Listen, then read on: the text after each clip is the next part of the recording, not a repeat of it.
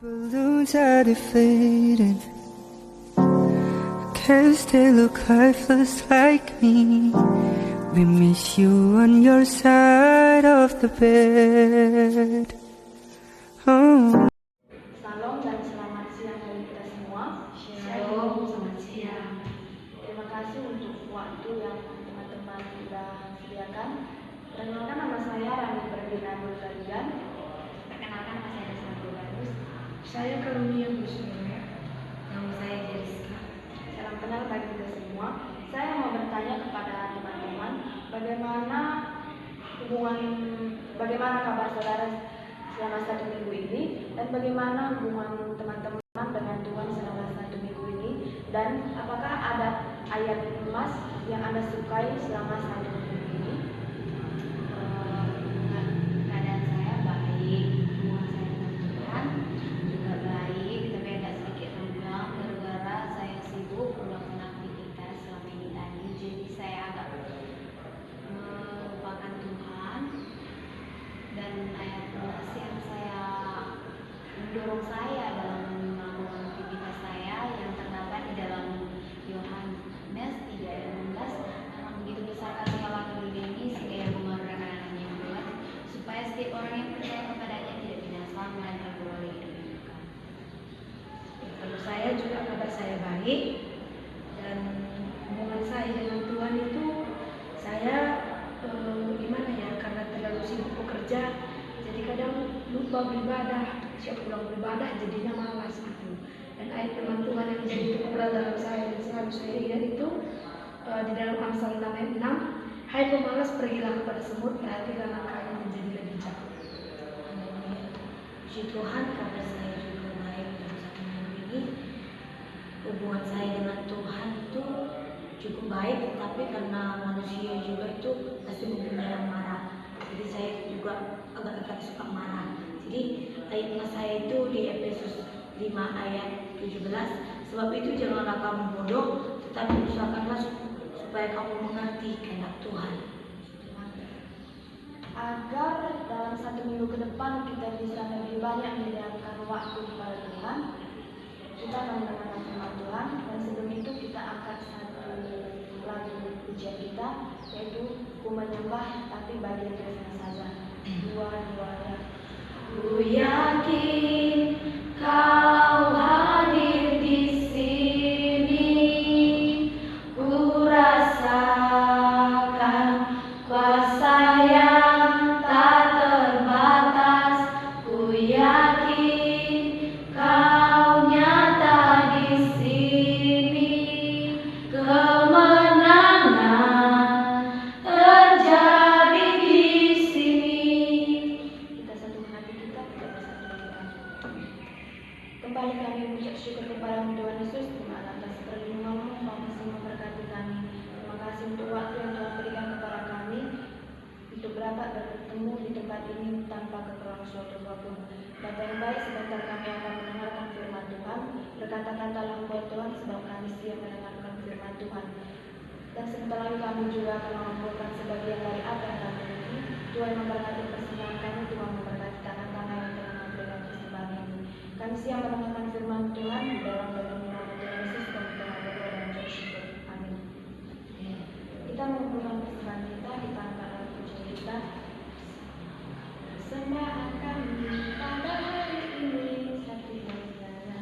Persembahan kami pada hari ini, kiranya Tuhan terimalah dengan segenap hati. Kita membuka firman Tuhan dari kitab Kejadian 37 ayat 12 sampai 30. Kejadian 37 ayat 12 sampai 30. Saya persilahkan teman-teman untuk membacanya secara responsorial. Yusuf dijual ke tanah Mesir. Pada suatu kali pergilah saudara-saudaranya membebarakan kambing domba yang dekat di Sikem. Lalu Israel berkata kepada Yusuf, bukankah saudara-saudaramu mengembalakan kambing domba dengan Sikem? Marilah engkau suruh kepada mereka. Sahut Yusuf, ya Bapa. Kata Israel kepadanya, pergilah engkau melihat apakah baik keadaan saudara-saudaramu dan keadaan kambing dombamu, dan bawalah kabar tentang itu kepadaku. Lalu Yakub menyuruh dia dari lembah Hebron, dan Yusuf pun sampailah ke Sikem. Ketika Yusuf berjalan ke sana kemari di padang, bertemulah ia dengan seorang laki-laki yang bertanya kepadanya, apakah yang bertanya kepadanya, apakah yang engkau cari? Sahutnya, aku mencari saudara-saudaraku. Tolonglah katakan kepadaku di mana mereka mengembalakan kambing domba. Lalu kata orang itu, mereka telah berangkat dari sini, sebab telah kudengar mereka berkata, marilah kita pergi ke Dotan. Maka Yusuf menyusul saudara-saudaranya itu, dan didapatinya lah mereka di Dotan. Dari jauh itu telah diingatkan kepada mereka, tetapi sebelum ia dekat pada mereka, mereka telah bermufakat mencari daya upaya untuk membunuhnya. Kata mereka kepada seorang kepada yang lain, lihat tukang mimpi kita itu datang. Sekarang marilah kita bunuh dia, dan kita lemparkan ke dalam salah satu sumur ini. Lalu kita katakan, seekor binatang buas telah menerkamnya, dan kita akan lihat nanti bagaimana jadinya mimpinya itu. Ketika Ruben mendengar hal ini, ia ingin melepaskan Yusuf dari tangan mereka. Sebab itu katanya, janganlah kita bunuh dia. Lagi kata Ruben kepada mereka, janganlah tumpahkan darah, lemparkan dia ke dalam sumur yang ada di padang gurun ini, tetapi janganlah apa-apakan dia. Maka sahutnya, hendaklah melepaskan Yusuf dari tangan mereka dan membawanya kembali kepada ayahnya. Baru saja Yusuf sampai kepada saudara-saudaranya, mereka pun menanggalkan jubah Yusuf, jubah mahing yang dipakainya itu, Dan mereka membawa dia dan melemparkan dia ke dalam sumur. Sumur itu kosong, tidak berair.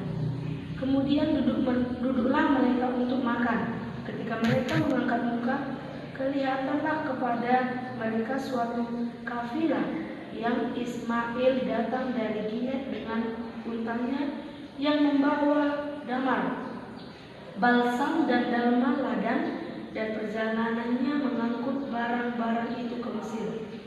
Lalu kata Yehuda kepada saudara-saudaranya itu, apakah untungnya kalau kita membunuh adik kita itu dan membunyikan darahnya? Maka marilah kita jual dia kepada orang Ismail ini, tetapi janganlah kita apa-apakan dia, karena ia saudara kita, darah daging kita. Dan saudara-saudaranya mendengarkan perkataan itu. Ketika ada saudara-saudara Midian lewat, Yusuf diangkat ke atas dari dalam sumur itu. Kemudian dijual kepada orang Ismail itu dengan harga yang 20 shikal perak. Lalu Yusuf dibawa mereka ke Mesir. Ketika Ruben kembali ke sumur itu, ternyata Yusuf tidak ada lagi di dalamnya. Lalu dipoyakkanlah bajunya. Dan kembalilah ia kepada saudara-saudaranya, katanya, anak itu tidak ada lagi, kemanakah aku ini? Nah, teman-teman, pagi hari tadi saya baru selesai membaca Alkitab mengenai kematian Yusuf dalam kitab Kejadian 50 ayat 22 sampai 26 dalam usia 110 tahun. Lalu pertanyaan timbul dalam hati saya, mengapa orang seperti Yusuf yang sangat setia dan mengasihi pada Tuhan harus mengalami kematian? Baru saya jadi ingat dosa manusia Adam dan Hawa di Taman Eden. Namun hari ini saya tidak membahas tentang kematian. Cerita tentang Yusuf dapat kita baca mulai dari Kejadian 31 sampai dengan Kejadian pasal 50. Kisahnya dimulai dari Yusuf dan saudara-saudaranya dijual ke tanah Mesir. Yusuf di rumah Potifar, mimpi juru minuman dan juru roti. Mimpi Firaun, Yusuf di Mesir sebagai penguasa. Nah, dari bacaan kita tentang Yusuf, penyakit saudaranya itu iri hati kepada Yusuf. Tidak dapat kita sendiri bahwa di zaman sekarang manusia juga berpikir seperti itu. Banyak iri hati, rasa cemburu itu sangat umum kita temui pada setiap manusia. Iri hati, kebencian, dan ingin membunuh dari saudara-saudara Yusuf ini adalah merupakan sifat manusia berdosa yang cenderung iri hati, benci, dan ingin membunuh. Iri hati dan kebencian adalah perbuatan daging yang nyata. Itu juga terdapat dalam Galatia 19 ayat 21. Jadi, seharusnya iri hati dan kebencian harus kita buang jauh-jauh, termasuk dalam pergaulan saudara-saudara semuanya. Khususnya dalam saudara-saudara kita juga, dalam pekerjaan kita sehari-hari, dalam persekutuan dengan jemaat di gereja, harus dirubah dengan buah roh, yaitu kasih, sukacita, damai sejahtera, dan kesabaran. Kita tahu buah dari iri hati adalah kebencian, maka timbullah ingin membunuh seperti yang dilakukan saudara-saudara Yusuf kepada Yusuf. Kita tahu pembunuh pertama yaitu Kain dan Habel, yaitu anak Adam dan Hawa. Dari 10 firman Tuhan yang disampaikan Tuhan kepada kita, itu ada salah satunya, jangan membunuh. Jangan membunuh. Jadi jangan membunuh kepada sesama manusia adalah merupakan perintah Tuhan langsung kepada manusia melalui Nabi Musa. Jadi teman-teman, yang diminta kepada kita buang jauh-jauh sifat iri hati, benci, apalagi kepada saudara kita. Bahkan seharusnya kita bangga akan kemampuan yang dimiliki saudara kita dan kita dukung saudara kita itu. Jadi sebenarnya adalah biarlah orang-orang muda seperti kita ini selalu mengingat bahwa di mana saja kita berada, apapun yang kita perbuat, tidak terlepas dari hadirat Allah. Tak ada satupun dari segala perbuatan kita yang tidak terlihat oleh Allah.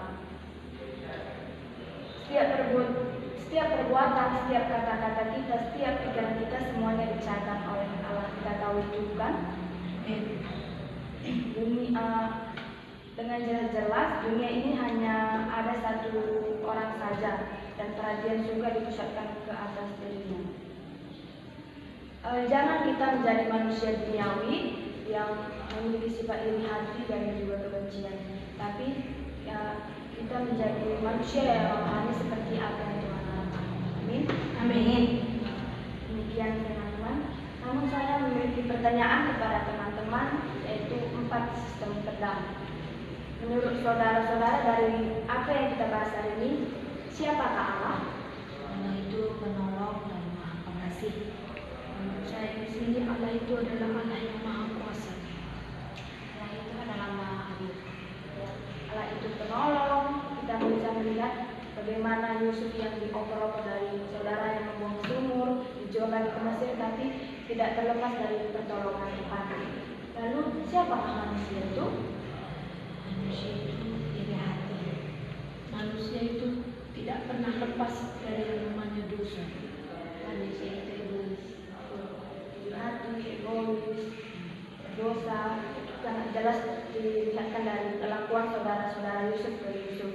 Lalu yang ketiga yaitu apa yang boleh kita lakukan dari berikut kita. Sayang sesama, Mengasihi saudara dan tidak iri terhadap saudara kita. Sabar akan masalah yang kita hadapi. betul.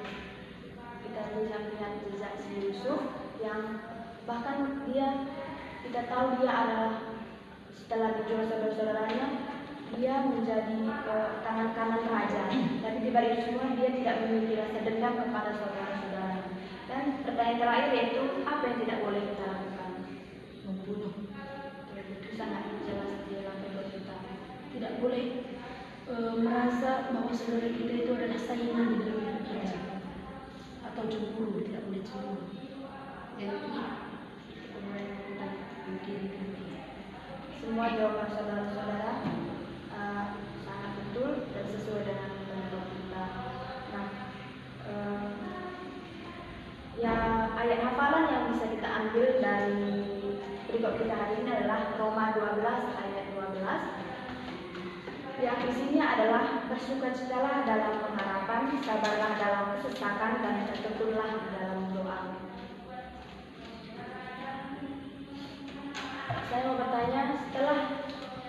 penginjilan hari ini, apakah saudara-saudara ada niat untuk menginjili saudara-saudara kita yang lainnya, dan siapakah saudara-saudara itu? Saya mau niat menginjili abang saya. Kalau saya niat menginjili pacar saya karena dia belum bertobat. Ya. Saya niat menginjili kakak saya. Semoga harapan saudara-saudara untuk menginjili teman-teman yang lainnya juga dapat diterima dengan baik. Amin. Kita tutup firman Tuhan, kita bersatu dalam doa. Terima kasih Tuhan Yesus buat waktu yang Tuhan berikan, dan terima kasih buat firman yang Tuhan berikan kepada kami. Ajari kami Tuhan Yesus agar menjadi manusia rohani yang seperti Tuhan harapkan. Jauhkan daripada kami iri hati benci kepada teman-teman sesama kami. Terima kasih buat teman-teman juga ya Tuhan Yesus, kepada saudari Jeriska, Karunia, dan Lesna yang sudah menyempatkan waktunya. Kiranya Tuhan yang memberkati mereka satu persatu pelayanannya, dan Tuhan yang memberkati harapan-harapan mereka untuk menginjili teman-teman kami selanjutnya. Terima kasih Tuhan Yesus. Sebentar lagi kami akan pisah satu dengan yang lain. Tuhan yang tetap menyertai kami sepanjang hari ini. Di dalam dan dalam nama Tuhan Yesus kami telah berdoa dan mengucap syukur. Amin. Terima kasih untuk waktunya sudah Jeriska. Salam bagi kita semua. Shalom.